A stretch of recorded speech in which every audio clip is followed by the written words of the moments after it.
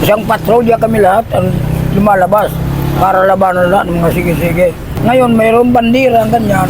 Ang makatawid, panalo na. May mga sibat, may mga bangkaw kami ganyan. Kanya-kanya, harapan. Harapan na, riot na talaga. Face-to-face na talaga, mga bangkaw. Ngayon, may dala kong granada. Pagkagay kong granada, hindi mo bato ko yung nagkamali ang pin. Kung puputo ko, marami pa tayo sa pasilyo. Kalaman namin, mga komando, bahala, puso. Pagkatapos, akit kami sa taas. Ngayon, may pinatay doon sa likod ng city, supplier ng Sputnik. Bitilak, mayaman yun. May kinuha yung kwintas, pinatay ng BCJ. Si Boy Ngiti, kahirap pumatay kay Boy Pilak. Tahimik yun, maraming tato. Pero pagdating sa gira, laban siya. Yan ang nagdadala ng Sputnik nung araw, si Boy Pilak. Kung motirador din si Boy Pilak, marami rin siya palaban. Ang ginawa, lumaban din yung mga tao. Sinalbid siya doon sa, biro mo, si Boy Kano, si Boy Ngiti, Bombay. 4 sila tumira o 5. Tapos yung bintana, di agad, bakal yun ha. Nagulat ako bakit hindi ka nagsisipasok, kamaingay. Doon pasok sila, pasok. Okay na ganyan trabaho yun. Sinira ko. Ngayon, nasa loob kami ng building 4 sa Sputnik. Sulit kalaban namin ng Sputnik. Kung nagkampi-kampi muna kami, habang kalaban namin ng mga sige-sige bala at komando, puso. Nagkakumbahin kami ganyan. Pagkakumbahin namin ganyan, hindi namin alam nga may pinatay pa lang ang Sputnik doon sa likod ng city. Ang mga tumira, mga BCJ, mga kausap ko rin. Ngayon, mabuti ka mo itong gwardiya, kung labas kayo, may pinatay doon sa city, komando, pinatay ang pinatay. Pero kung sinabi ng Sputnik, doon sa loob, marami kami patay din sa kanila. Ay puro kami nagpakahanda. Kasi kalaban namin, sige, komando, puso, bahala. Sabi naman ni Sir, yung empleyado, nga lumabas na kayo kung may pinatay sa loob. Kaya kung sinabi niya na ang pinatay Sputnik, siguro na makakamatayin kami sa loob. Kaya puro kami nagpaganda. Wala kami kamalay-malay, nga titirahin kami ng Sputnik, kahit kasangga namin, kasi tinarador ang mga kasama niya sa palabas. Boy Pilak pinatay. Ang ginawa namin nga ngayon, linusob namin ng BCG. Kay BCG yung tumira.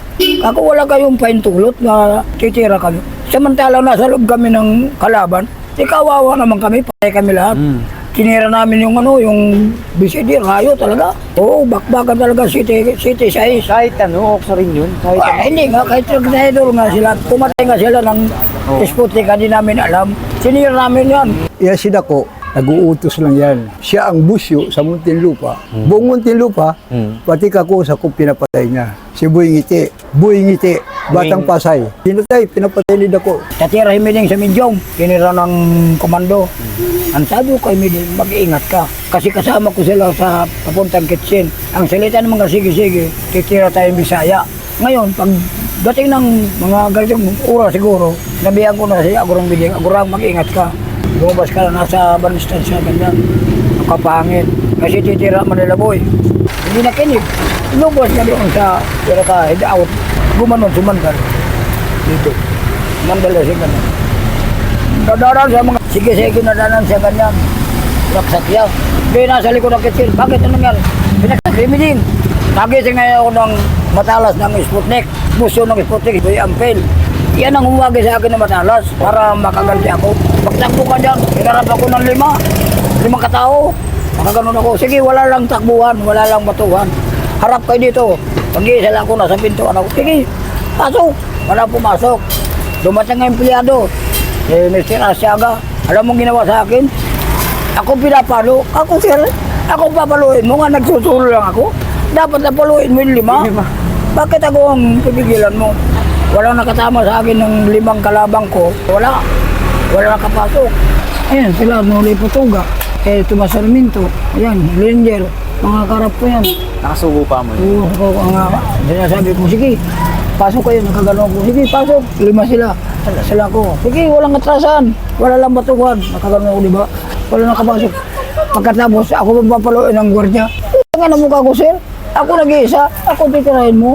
Kasi alam mo, ang empleyado doon, matapang din. Dito nga, pumunta nga dito sa pier yung isa, si kalimutan ko pa, balik na lalaki. Sabi ko, sir, gusto mo suntukan tayo dito? Sabi niya, wag naman, wag mo akong patulan. Kako, ikaw, siga-siga ka sa Muntinlupa eh. Dito ka magsiga-sigaan sa pier. Dito, itutumba kita dito, baka akala mo. Sabi niya, wag naman ako to wag ako to umakyat, pumunta sa barko. Hindi na bumaba, barko na lang siya.